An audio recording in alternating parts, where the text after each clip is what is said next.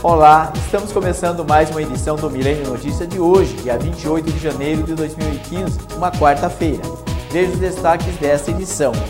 Aumentam os golpes contra as seguradoras de veículos. Janeiro começa com a arrecadação de impostos em todo vapor. Matéria especial sobre obras de União da Vitória. A PAI de Porto União realiza a premiação da ação entre amigos. E ainda, Brechó da Bebel realiza uma grande promoção com peças a R$1. É só um instante e já voltamos. Boa tarde. Não é novidade que há algum tempo a saúde anda precisando de atendimento.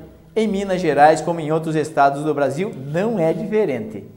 26 milhões. Essa é a dívida do Risoleta Neves hoje. Há 1 ano e meio, o hospital vem passando por graves crises financeiras que afetam a vida de quem precisa de atendimento médico. De outubro do ano passado até agora, mais de 40 leitos foram desativados. Faltam materiais e medicamentos. A origem dessa crise são duas coisas distintas. A primeira é que o hospital tem uma orçamentação prevista anualmente e de 1 ano e meio para cá, essa orçamentação tem sido menor do que o custo real do hospital. Ou seja, ele tem acumulado uma dívida de em torno de 21 milhões com a Fundação de Apoio da Universidade para fazer frente às necessidades do hospital. E recentemente, com a mudança dos governos estaduais, do governo do Estado de Minas e do próprio Ministério, por processo de fluxo financeiro, tem tido atraso no repasse de recursos para o Risoleta. Quem já está internado recebe tratamento adequado, mas a unidade está evitando novas internações. Nós fazemos a assistência ao paciente e se o segmento do tratamento for limitado no hospital, nós entramos em contato com os reguladores, com a central de internação e sempre a gente consegue a solução mais adequada para o paciente. Com tantas limitações, sofre é quem mais precisa. Tem paciente que fica aí fora e fica mofando aí, coitado, sentindo dor ali. Tem muita gente precisando e a gente não tem condições de pagar, então fica difícil, né? De acordo com o diretor do Risoleta, o hospital já passou por outras crises de repasse, mas conseguia sanar as dificuldades com o apoio da Fundep. Hoje, a fundação já não tem mais fôlego para cobrir todas as despesas. A prioridade tem sido não atrasar o pagamento da equipe. A urgência tem um certo grau de tensão, mas com certeza essa crise neste momento tem gerado uma tensão muito grande, mas que ela está sendo apontada para ter uma solução para ela. Outra crise parecida vive o Hospital das Clínicas da Universidade Federal de Minas Gerais. Faltam materiais básicos para a realização de transplantes. Alguns desses procedimentos foram suspensos. O hospital informou que recebeu uma verba do SUS há poucos dias e está tentando regularizar o pagamento de fornecedores. Enquanto isso, os pacientes que precisam de transplantes serão encaminhados ao Felício Roxo. O hospital informou ainda que profissionais aprovados em concursos públicos estão sendo contratados. A equipe médica responsável por transplantes está completa. E cresce os golpes contra as seguradoras de veículos. O número das fraudes comprovadas chegam a 35 milhões por ano. Em média, 1 a cada 10 comunicados nas delegacias são falsos. E esta estatística tem consequências. As fraudes com automóveis correspondem a mais da metade dos golpes às seguradoras em todas as modalidades. O índice tem aumentado ano após ano. Passou de 5,3% em 2011 para 7,4% em 2013. E a tendência ainda é de expansão. Segundo o Sindicato das Empresas de Seguros Privados do Paraná e do Mato Grosso do Sul, as unidades seguradas correspondem a 29% da frota nacional. Aqui no estado, elas equivalem a 25% do total de automóveis licenciados. No Brasil, os golpes às seguradoras de automóveis correspondem a 1,5% do faturamento das companhias do setor. O prejuízo anual estimado é da ordem de 356 milhões de reais. Só os sinistros pagos com fraudes comprovadas chegam a 10% deste total por ano. Mas os mecanismos de detecção estão sendo ampliados. Sempre que um sinistro é registrado e que haja uma possibilidade, uma suspeição de que aquele sinistro não está corretamente narrado, já entra em campo a sindicância e, na sequência, a equipe de investigação para ver se aqueles dados relatados coincidem efetivamente com o que aconteceu naquele acidente ou naquela situação. Aqui na Delegacia de Furtos e Roubos de Veículos de Curitiba, estima-se que entre 5% e 10% de todos os boletins de ocorrência sejam tentativas de golpes contra as seguradoras. Isso corresponde a um falso comunicado por dia, ou 30 por mês. Segundo o delegado titular, são vários os tipos de golpes. Eles vão desde as notificações de roubo ou de furto para escapar das multas recebidas até as de venda e incêndio, simplesmente para resgatar o valor integral da apólice. Esses dados influenciam tanto nas estatísticas de criminalidade quanto nos valores dos seguros. Tem vários furtos e roubos de veículos que são registrados, entram para as estatísticas e que não são reais, quer dizer, não ocorreu o furto, não ocorreu aquele roubo, então acaba gerando uma estatística falsa e essa estatística falsa reflete no valor dos seguros que as pessoas honestas, as pessoas que realmente querem ter um seguro para ter o seu bem segurado, o seu bem poderem rodar tranquilamente, acabam pagando um preço mais caro do que pagariam se não houvessem esses criminosos. 2 anos após o incêndio na Boate Kiss, ainda não saiu nenhum julgamento dos acusados. Essas e outras notícias você vê agora pelo Giro no Brasil. Sobreviventes e parentes das vítimas fizeram uma vigília em frente ao prédio da boate e cobraram do Ministério Público a punição dos acusados. O processo contra os sócios da boate e 2 integrantes da banda Gurizada Fandangueira ainda está na fase de depoimentos. O Ministério Público indiciou 49 pessoas por fraude de documentos que autorizaram o funcionamento da boate. Subiu para 17 o número de vítimas de bala perdida no Rio de Janeiro em 11 dias. 4 pessoas morreram. No começo da tarde foi enterrada uma jovem de 21 anos, baleada enquanto tentava proteger o filho de 1 ano e meio. Ontem, um adolescente de 16 anos foi atingido durante um tiroteio entre polícia e traficantes. Ele foi operado e passa bem. O secretário de Segurança Pública do Rio de Janeiro, José Mariano Beltrame, pediu mais rigor no controle de entrada de armas contrabandeadas no país. Motoristas e cobradores de ônibus de Curitiba desafiam a ordem da Justiça de manter parte da frota circulando durante a greve da categoria. Pelo 2º dia consecutivo, a Prefeitura autorizou o transporte pago em vans e em carros particulares. Mais de 2 milhões de pessoas são prejudicadas pela greve. Os trabalhadores cobram o pagamento de salários atrasados. No fim da tarde, a Justiça determinou a retomada imediata de 80% dos serviços. Pelo mundo, o grupo Estado Islâmico assumiu a morte de 9 pessoas em um hotel na Líbia. Agora, o giro pelo mundo.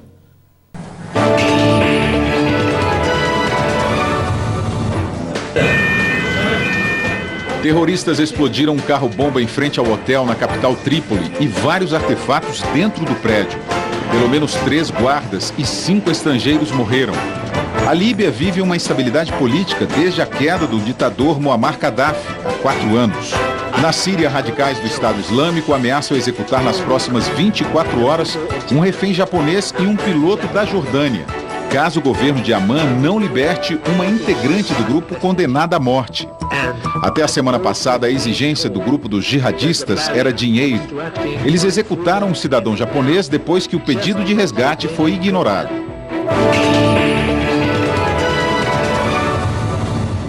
No sudeste da França, a polícia prendeu 5 acusados de recrutar jovens para lutar pelo Estado Islâmico.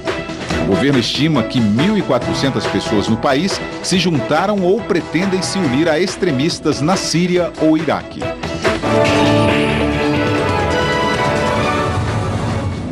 No sul das Filipinas, país de maioria católica, pelo menos 49 policiais morreram no confronto com os separatistas da Frente de Libertação Islâmica. A polícia teria descumprido um acordo de paz firmado no ano passado e entrado sem autorização numa cidade controlada pelo grupo.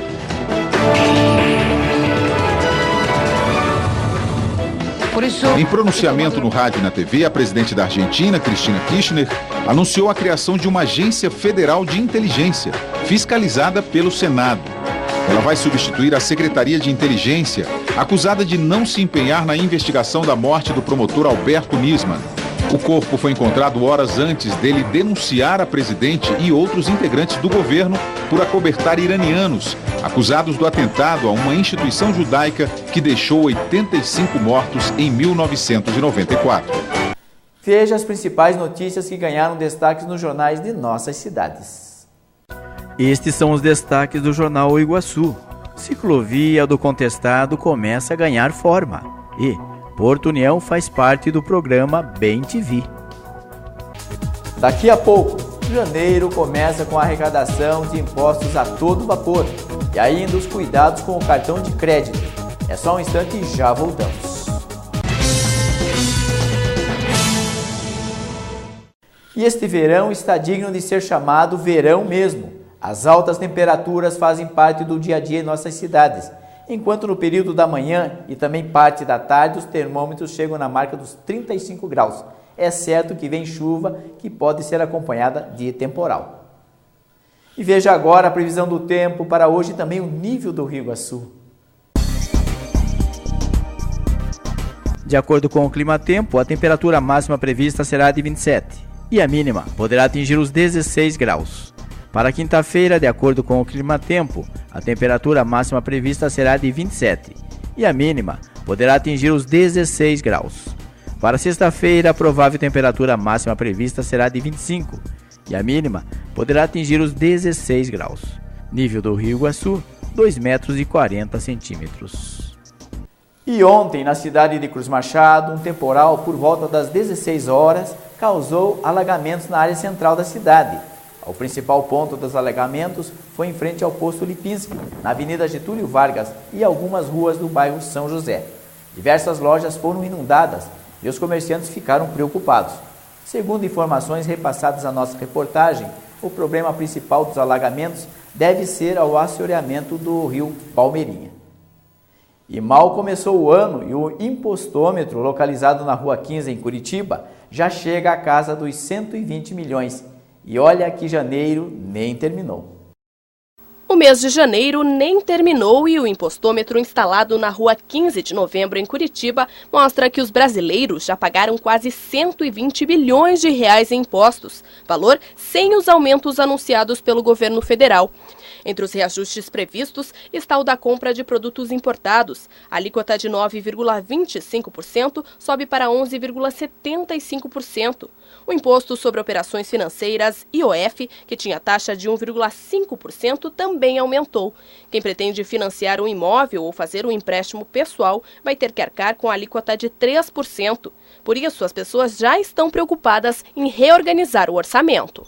Todo o orçamento tem que ser reorganizado, até porque pega de surpresa e assim, a opinião do brasileiro é: acabaram as eleições e vieram os impostos. Simples e puro, e o orçamento, as escolas, e agora vem toda a cascata de aumentos, que é a conhecida inflação. O reajuste que mais preocupa os consumidores é o da gasolina e do diesel. Agora, em janeiro, de acordo com a Agência Nacional do Petróleo, o preço médio da gasolina nos postos é de R$ 3,02 e do diesel R$ 2,60. Com a nova alíquota de PIS e COFINS, que começa a ser cobrada já em fevereiro, o impacto será de 22 centavos para a gasolina e de 15 centavos para o diesel. A Petrobras já informou que vai repassar o reajuste para as refinarias. Porém, o preço final na bomba para o consumidor vai ser definido pelas distribuidoras e postos de combustíveis. Segundo os cálculos desta economista, o reajuste da gasolina e do diesel deve ser de 8%. Aquele consumidor que não usa transporte público, enfim, ele vai perceber isso na medida que ele for fazer as suas compras, porque todas as mercadorias que são transportadas, né, utilizam o combustível. Então, haverá um impacto no preço das mercadorias. Além disso, há uma expectativa que o aumento do diesel tenha também um reflexo sobre a conta de energia. E já que não tem como evitar os impostos, o jeito é buscar outras alternativas para economizar. Deixar mais em casa mesmo e andar mais de ônibus, né? Eu tenho carro, mas eu venho a pé. As facilidades que o cartão de crédito proporciona podem assustar o consumidor que não mantém um rígido controle quando chega a sua fatura. Os cartões de crédito são fáceis para carregar, manusear e mais seguros. Com eles é possível comprar sem acréscimo e parcelado. As vantagens são inúmeras, mas aí é que está o perigo, a facilidade. Se o consumidor quer comprar algo e não tem dinheiro disponível, basta ver na loja, em 3 vezes sem juros e pronto. E só vai se dar conta do que gastou quando chegarem as faturas. É o caso de João, que não tinha limites quando se tratava de cartão de crédito.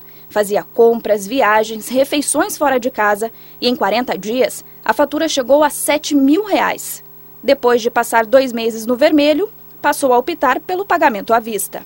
Eu evito usar o cartão de crédito, uso só em emergências, mas sempre que possível eu pago à vista e fujo de compras parceladas. De acordo com a ANEFAC, a Associação Nacional dos Executivos de Finanças, Administração e Contabilidade, as taxas de juros cobradas no cartão de crédito atingiram o maior patamar dos últimos 15 anos, 11,22% ao mês. O que acontece com o cartão de crédito é que, por ser um sistema de disponibilidade de crédito para consumo que é portátil, em que o limite é pré-aprovado, o nível de risco acaba sendo um pouquinho maior. As empresas de cartão de crédito procuram justificar o fato de cobrarem juros mais altos. E estão ainda mais altos porque os juros na economia brasileira, de um modo geral, têm aumentado e deve aumentar ainda um pouco mais durante o ano.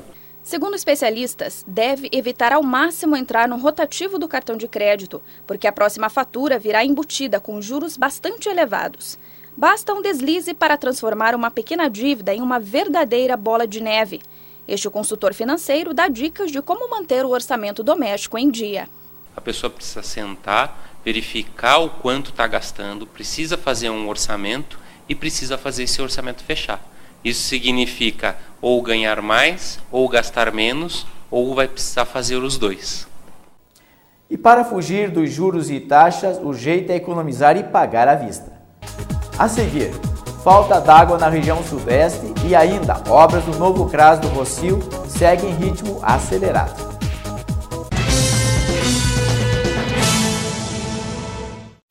Primeiro foi em São Paulo e em seguida a região fluminense do Rio de Janeiro. E agora é a vez de Belo Horizonte.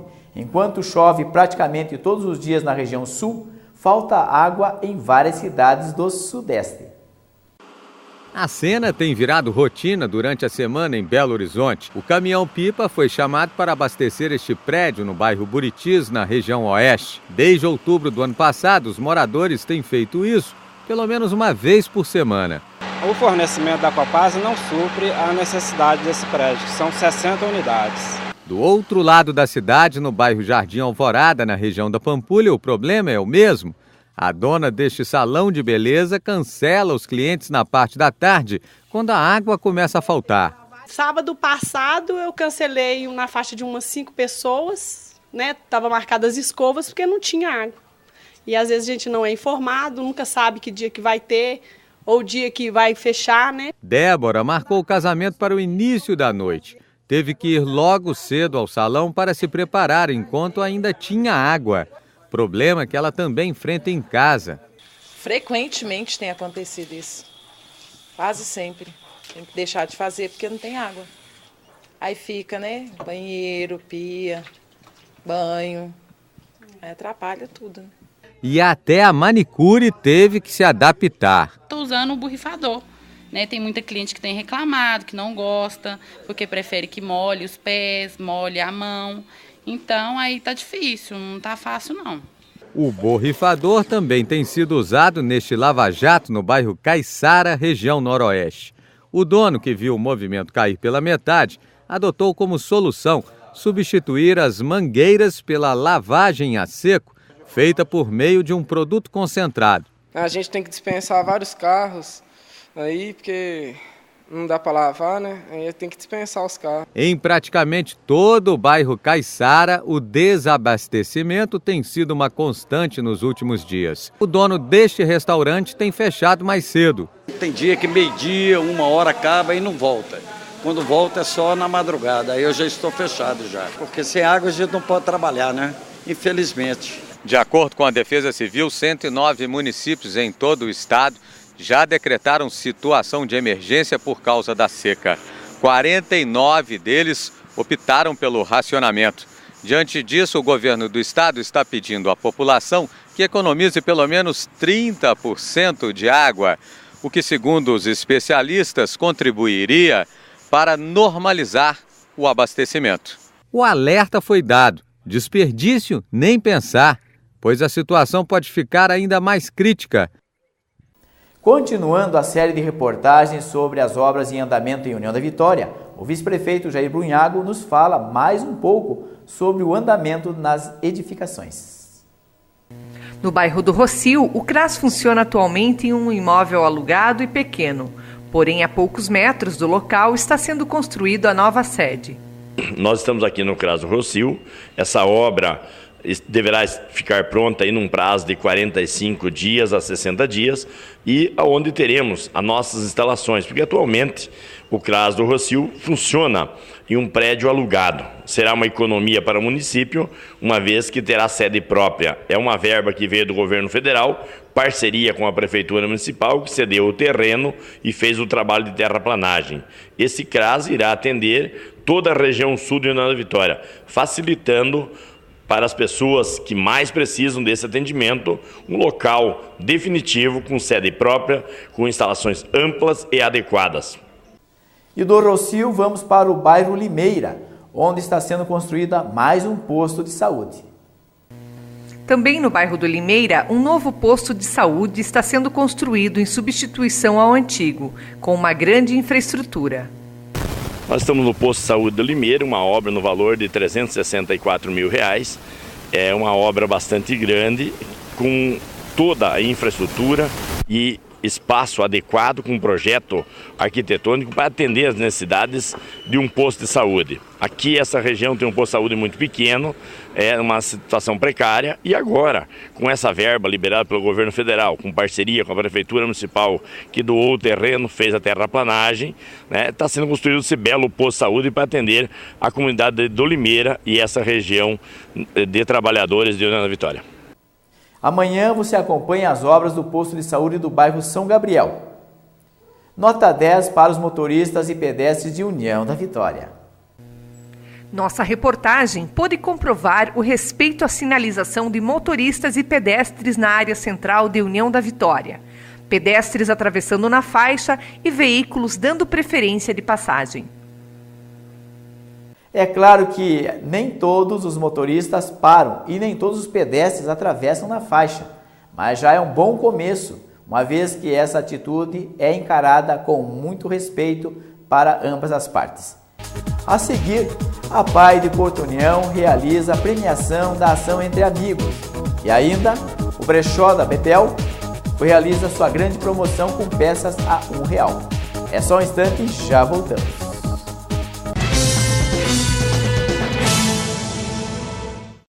E veja agora os indicadores econômicos para esta quarta-feira. O dólar comercial cotado em 2,56 para a compra e 2,57 para a venda. O dólar turismo cotado em 2,55 para a compra e 2,70 para a venda. O euro está cotado em 2,91 para a compra e 2,92 para a venda.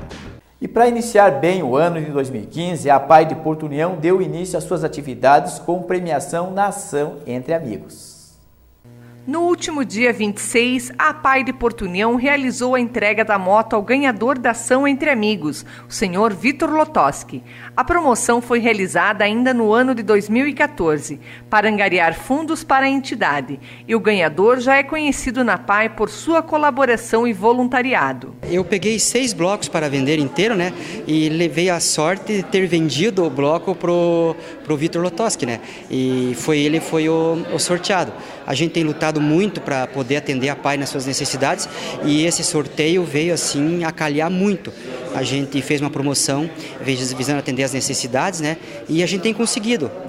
Qualquer pessoa que quiser visitar a PAI de Porto União vai ver que a gente está conseguindo construir uma estrutura adequada, tudo, e a gente vai continuar com essas promoções e tudo, visando atender essas pessoas especiais que necessitam um olhar da sociedade, o qual nós se propomos a ajudar de qualquer forma que for necessário. Hoje me sinto gratificado, lisonjeado de ter recebido um prêmio, principalmente quem faz o bem, eu acho que Deus retribui com o bem. Então hoje não o valor econômico, mas sim o valor sentimental de que sempre ajudei todas as entidades, hoje eu recebo também um prêmio em forma de gratidão. A ação Entre Amigos, como todas as outras promoções da PAI, teve um resultado satisfatório. A credibilidade alcançada depois de tantos anos de luta é revertida em melhorias para os alunos. Eu acho que sim, foi válido, deu um bom dinheiro para nós, que nós precisamos, porque nós temos uma nossa, né? Nem sempre a gente ganha tudo do governo, nós também temos que correr atrás das coisas, né? Então, essa foi um bom prêmio, acho que tanto para quem ganhou e para nós também. As promoções da PAI sempre têm obtido sucesso justamente pelo fato de que a PAI tem uma credibilidade muito grande perante a sociedade. Todas as promoções e tudo que é promovido pela PAI é feito com muita seriedade. A aplicação do dinheiro, ela realmente é muito bem feita, sempre com a participação da comunidade, de toda a diretoria, de todas as pessoas, os colaboradores, têm oportunidade de se manifestar, verificar, visitar aqui e sempre se vê os resultados. Então, todas as promoções que foram feitas, a população acredita realmente, pelo fato de a aplicação ser sempre correta e aberta. Com muito trabalho e dedicação, a Associação de Pais e Amigos dos Excepcionais, a APAI, vem trabalhando com a ajuda da comunidade para o crescimento da entidade. Essa rifa foi um trabalho aqui de toda a diretoria da PAI, dos nossos funcionários, né, o Ricardo Dragoni, o nosso presidente Leocir. Foi conseguido ganhar esta moto para a PAI de Portunhão e através dela fizemos uma ação entre amigos que deu um bom resultado para a PAI, que nós queremos terminar o nosso ginásio, que já está coberto. A PAI de Portunhão desenvolve um trabalho importantíssimo. Ele é indispensável para a vida da nossa comunidade, pelo número de alunos que atende, e a população, por outro lado, vendo a boa administração da PAI de Portunhão, através do presidente Leocir, da diretora Salete e de toda a diretoria, da qual também nos orgulhamos de fazer parte, através do Conselho Fiscal, tem colaborado. Vejam as rifas, as ações sociais, o pedágio recentemente feito. Tudo isso colabora para que as atividades aqui sejam melhor desenvolvidas em favor dos alunos. Já temos hoje uma cobertura, onde será o ginásio de esportes, temos um prédio totalmente adaptado, restaurado, concluído, e assim outros projetos estão sendo desenvolvidos, sempre visando a melhoria no atendimento aos alunos que aqui estudam, se socializam e com isso buscam ter, através de suas famílias, dos professores, buscam ter uma melhor qualidade de vida. No dia 19 de fevereiro está prevista a volta dos alunos da PAI. E que tal você adquirir uma roupa por um preço bem acessível e ainda estar ajudando quem precisa? É isto? Parece uma boa ideia, não é mesmo? A Rede Feminina de Combate ao Câncer, por meio do Brechó da Bebel, realiza uma grande promoção com peças a R$1.